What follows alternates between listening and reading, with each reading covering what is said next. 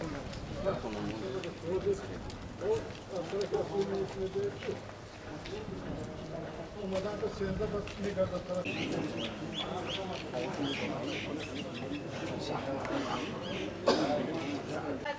وآثاركم وكل شيء أحصيناه في إمام مبين صدق الله العلي العظيم بسم الله الرحمن الرحيم قل هو الله أحد الله الصمد لم يلد ولم يولد ولم يكن له كفوا أحد. مشرف هویتی یک عالم بسیار هم زیبا داشتند. در کجایی که پیدا نشوند تبسم در لبشان بود. همه جا نصیحت میگفتند، همه جا راه نشان میدادند.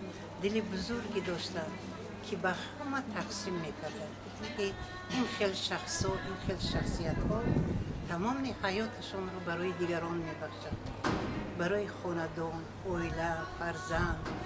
کسی که نباشد، در کجایی که نباشد، آنها خودشون را برای کار نیک، رفتار نیک، گفتار نیک، همین خصلت های بهترین و زیباترینی که انسان تاجیکان دارند از قدیم الایام انا به همین شخصتون بودن. اون کس یک چناری بودن که به همه سایه میدادن. روحشون شاد باشد.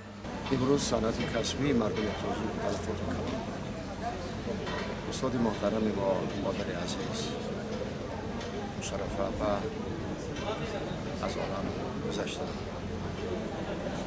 این کس شخصیتی بودند که خوشبختانه بعد از نیم عصر زندگیشون اون کس در حقیقت هنرمند ناتکرار شد. یعنی در کسب ما از سن و سال گذشتن اون از یک جهت منفعت‌های خیلی زیاد دارد. اگر گوییم که رمز هنری مردم تاجیک بود خطا نمیشه. یک رمز برجسته بود، یک هنرمند بسیار هم که دیدی زیبا داشتن، نگاهی زیبا داشتن از عالم گذشت. ما همه اندوهگینیم. مشرف قاسم و یک چهره نورانی بسیار مادر زیبنده داشتند.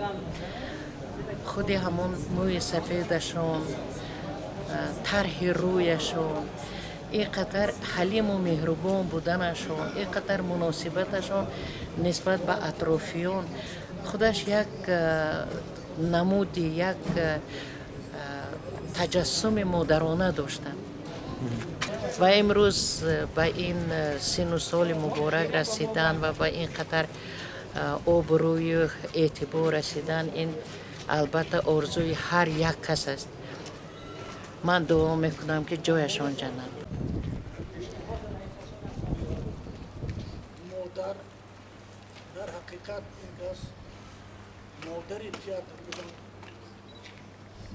و همیشه غمخوار جوانان. یکی از اون جوان ها من بودم که همیشه در صحنه مادری مرا، نقش مادری مرا آورد و من همیشه اون کس رو همچون مادر قبول میکردم و همچون مادر اون امروز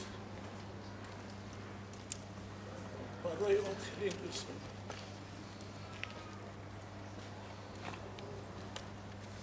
جایشان جنت، نورشان پر نور، ارواحشان شاد شوند.